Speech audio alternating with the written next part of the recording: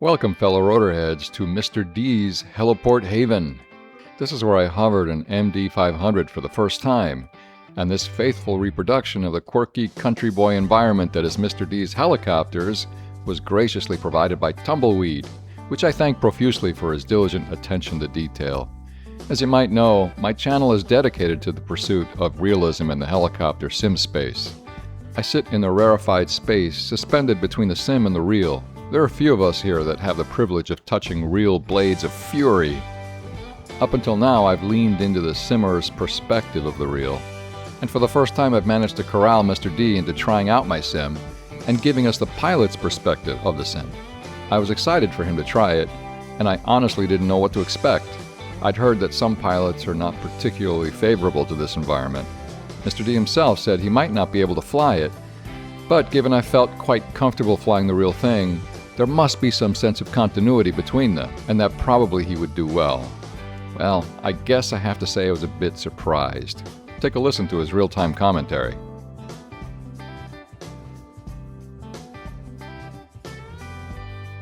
Oh shit! Holy shit! Oh my god! Man, it made me want to fall out of the fucking chair.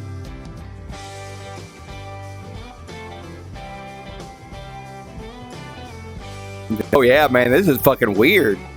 There's a delay in it.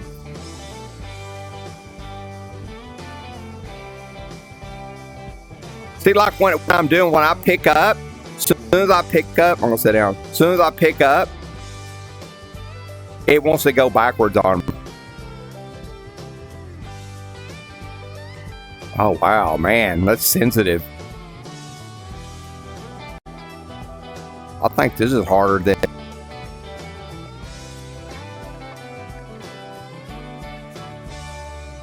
Oh yeah, man, that's horrible.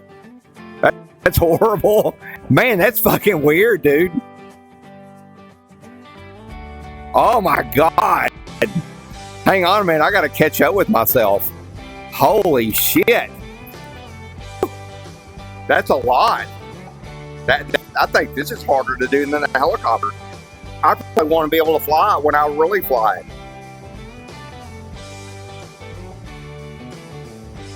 Man, I'll tell you what, you're gonna get fucking motion sickness on this motherfucker. I gotta say that. Yeah, it's kind of. I shouldn't have ate that pizza. That's pretty fucking amazing. I've never had these kind of glasses on, but it's amazing how you react to it. It definitely seems harder because there's a lag in it where you can feel it, and when you make a reaction, it quits. But even when when I go to pick up, it's either forward, and as soon as I pick up, it wants to go backwards.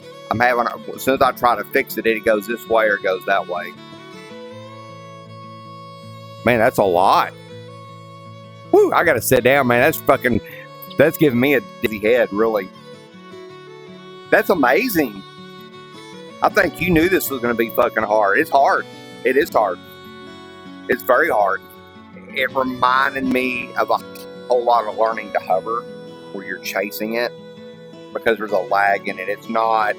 Well, see, that's what happens when you learn to hover, is that the helicopter will do this, and you go to fix it, and there's a lag in it, and then you're a little behind it, and you're chasing it. But there's not. I think I'm more in tune to flying it off really the feel of the helicopter, and I don't get like when I get ready to take off. I can pitch myself for, like when I get ready to pitch, and if I'm too far forward, the helicopter, the suspension will move and it will pitch forward, so then I can pull back on it because there's a little bit of there's pitch in there, so I can pull back on it. And I can get it square. But as soon as when I pick up really, really easy and not hardly move, I can pick straight up. This, I can't do it. It wants to. So I don't know if I'm not used to the center.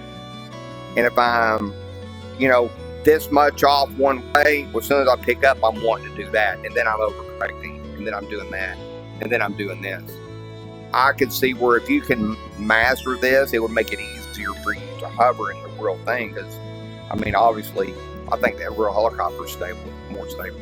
Even the little bit of movements that I do to try to correct it, I'm still overcorrecting, and that's why you're doing it. That's what happens when you learn to hover. You know, if you've never done any of this and you had no clue and you were getting a helicopter, and you're like, okay, put your hands on the controls, and if they let you go, that's the first thing you want to do. Is exactly what I'm doing, because they normally don't let you take off. They normally take off just like I would do with you. Okay, put your hands on the control. I want you to hold that right there. And you start out like this. You start off like this, and it'll start getting out of whack, and you got to go back and you got to fix it. You build off that. Then the taking off part is like later on, to where you learn to do that really. This helicopter is harder to take off in than a regular helicopter because of the suspension. Most helicopters don't have suspension, so the landing gear, it does it like the landing gear is fixed on the ground, and the helicopter can move on the suspension. A regular helicopter don't have that. If the helicopter was to move, the whole helicopter would teeter. This helicopter, that's what makes it harder, is that if you were to try to take off with the blades down, and when you start to put pitch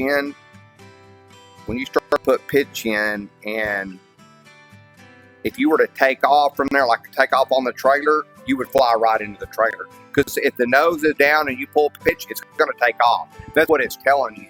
That I'm not in an angle to where I'm going to go straight up. As soon as I take off, how does the helicopter go forward? It goes up as the disc points forward. When you push this, it pushes the disc. Right. As you can see, when you push the disc, it goes down like that. Right. So if you were to not on the trailer, if you were to not get it to where you're square, so you'll go up. But if you were to try to take off with it like that, as soon as you take off, it's going to go forward. Right. Because like when I'm on the trailer and I had something right there, that's why I take off really, really slow, because I can feel this skid. This skid starts coming up off the ground. I can feel it.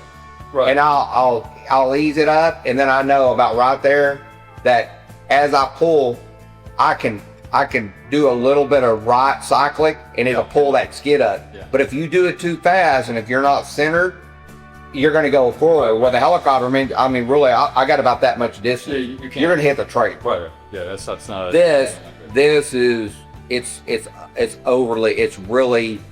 This, I think this is more sensitive it's a lot more sensitive than the real thing. But I would definitely like to learn to fly it. I definitely have to not eat pizza. You know, I didn't do that to you on purpose. Yeah, you did. I did not. I would have never thought that. I would have never thought that. Now, what am I to make of this? I can't help but laugh, just because it's kind of outlandish. But there's a lot to learn here. First, apparently the sensitivity of my controls are way off. I never felt that myself. I've always thought that they were straight-laced, uncensored, unsoftened, true grit hardcore. Apparently that's a bit much, even for the storied Mr. D.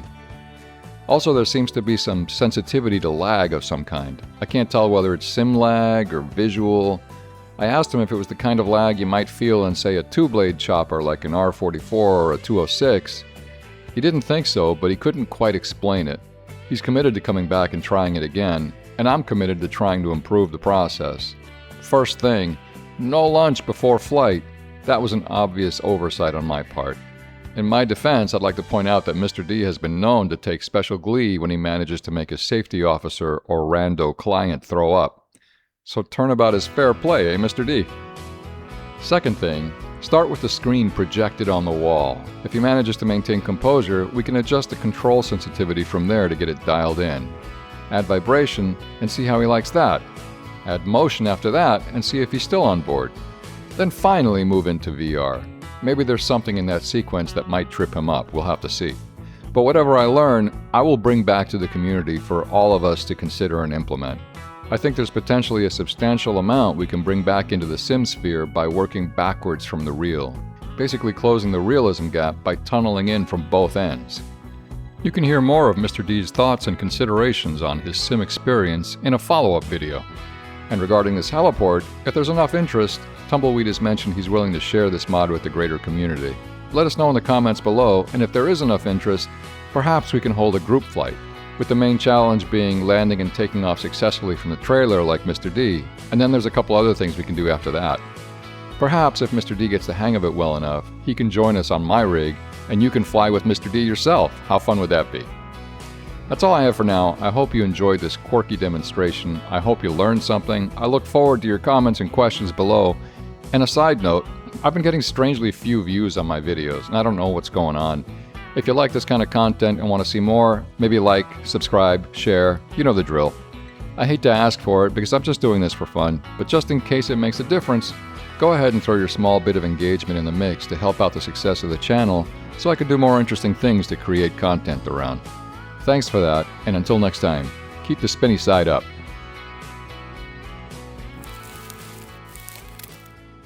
Huh? Yeah, boy.